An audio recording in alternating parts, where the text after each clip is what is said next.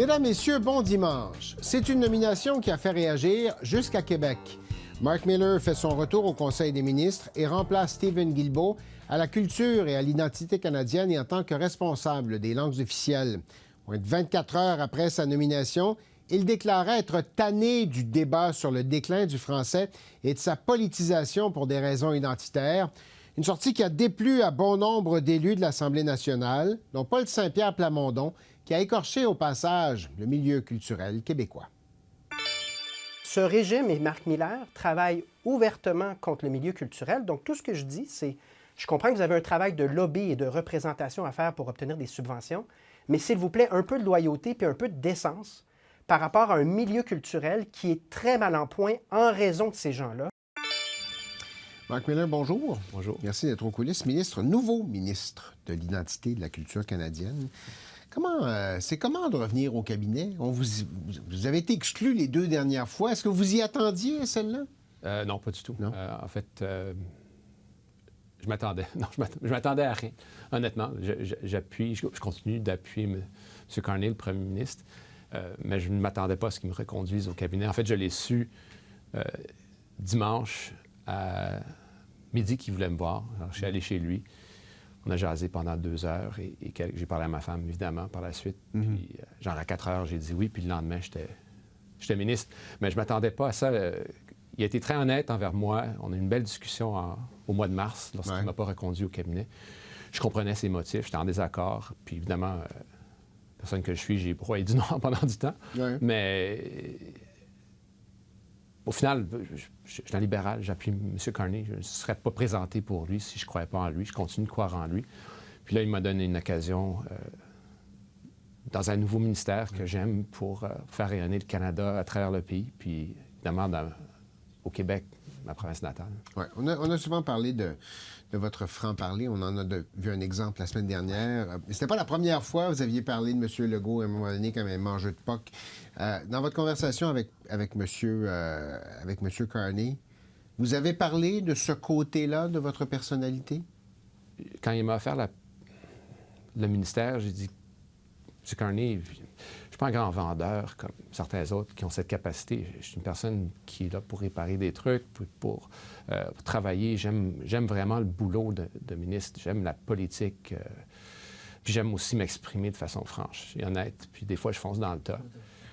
Ce qui a trait à mardi ou mercredi, là, est-ce que j'aurais dû m'exprimer de la sorte la première journée? Peut-être pas, mais je suis cette personne, j'assume cette responsabilité. Puis le Québec me tient à cœur, là, donc parfois, je réagis de façon émotionnelle. Parce que vous deviez vous y attendre à la question le mardi matin. Vous aviez été questionné sur le déclin du français auparavant.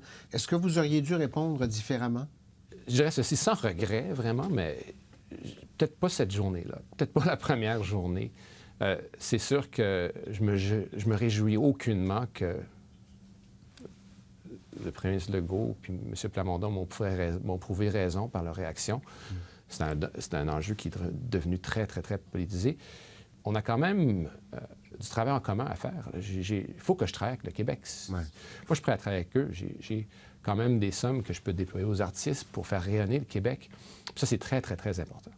Pourquoi la question de la langue? Pourquoi le français? Pourquoi ça a été, vous avez dit, ça a été politisé? Là, vous avez regretté la politisation à outrance de cette question-là.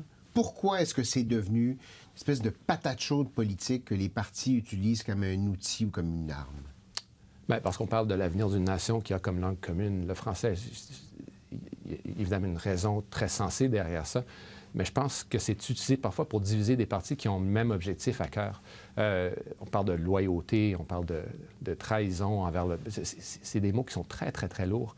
Gardons le tout ensemble. Évidemment, le français, dans une mer d'anglais en Amérique du Nord, est menacé. Il faut travailler ensemble pour le valoriser, pour s'assurer que le système d'éducation au Québec, que je tiens à cœur, soit accessible à tout le monde, un français impeccable pour tout le monde. Tout le monde au Québec devrait parler français. J'ai versé 800 millions de dollars pour la francisation des nouveaux arrivés. C'est important pour moi. J'ai doublé l'immigration francophone quand j'étais ministre de l'Immigration. Donc, oui, des paroles aux actes. Moi, je pense que j'ai fait mes preuves. Le milieu artistique a salué votre nomination. vous êtes responsable du dossier artistique maintenant au Québec. Paul Saint-Pierre Plamondon a traité les artistes, ou a dit des artistes qu'ils faisaient de l'aplaventrisme, qu'il manquait de loyauté. Est-il allé trop loin? Absolument. De un, on ne s'attend pas à de la loyauté d'une communauté qui, justement, doit rayonner de par sa liberté. Moi, je ne demanderais jamais à un artiste québécois, canadien, de me faire preuve de loyauté. Donc, ce n'est pas un politicien de dicter la loyauté ou la trahison au peuple. C'est trop loin. Je pense que M. Plamondon devrait le reconnaître. C'est malheureux, mais ce n'est pas de mes affaires, mais je pense qu'il comprend pas l'histoire du mouvement souverainiste, en plus, qui dépend des artistes. Alors, pour moi, c'est bizarre, mais c'est à lui de répondre. On a évoqué le départ de votre collègue, M. Guilbeault, qui est parti en raison du protocole d'entente qui a été signé avec l'Alberta.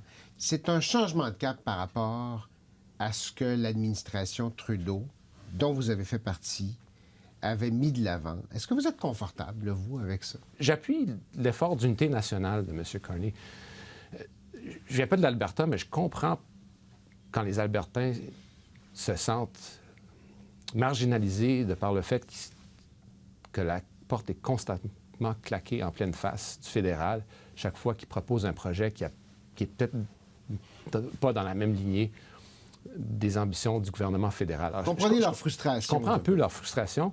À cet égard-là, je pense que c'est un protocole d'entente qui est réussi. Il y a quand même des enjeux environnementaux auxquels Mme Smith a consenti d'intégrer l'Alberta dans ce discours pour protéger, de leur ramener dans le discours environnemental, de s'assurer un prix pour la décarbonisation. Ça, c'est important. Ouais. Mais il reste beaucoup d'étapes à suivre, notamment l'approbation, le consentement des Premières Nations sur une route qui est encore hypothétique. Donc, dans la mesure où ça a été fait, plus ou moins fait, sans ce qu'ils sachent ou ce qu'ils soient à la table, ça leur rend un peu craintifs quant à l'avenir de ce pipeline. Alors, je comprends leur frustration. Il faut les rassurer. Il va falloir les rassurer, il va falloir s'asseoir avec eux, faire ça de façon personnelle. Je pense que ce que j'ai pu accomplir comme ministre, c'était de m'assurer que quand il y avait un enjeu, j'allais les voir pour m'asseoir de façon personnelle pour savoir quels enjeux les préoccupaient, puis parfois de faire des choses qui n'étaient pas nécessairement la normale. Ouais. Donc, c'est un effort d'apprentissage d'un nouveau gouvernement. Je les appuie. Je suis prêt à les aider dans ces efforts. Est-ce que vous croyez que, ce faisant, le gouvernement fédéral et M. Carney négligent l'impact que ces décisions-là dans l'Ouest pourraient avoir sur le mouvement souverainiste au Québec? Bien, je pense qu'avec l'année qui s'en vient, il va falloir être vigilant. Daniel, le mouvement souverainiste a plusieurs enjeux que je partage, dont leur souci pour l'environnement.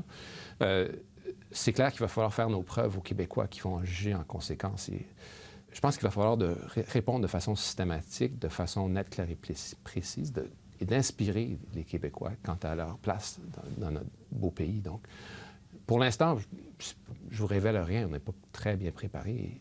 Il va falloir se préparer. Ça n'arrivera pas demain ou jeudi ou je ne sais pas trop quand. C'est quelque chose qui se préparera pendant les prochains mois. Si jamais il y a un référendum, mais pour l'instant, on n'a même pas une élection. Marc Miller, merci beaucoup.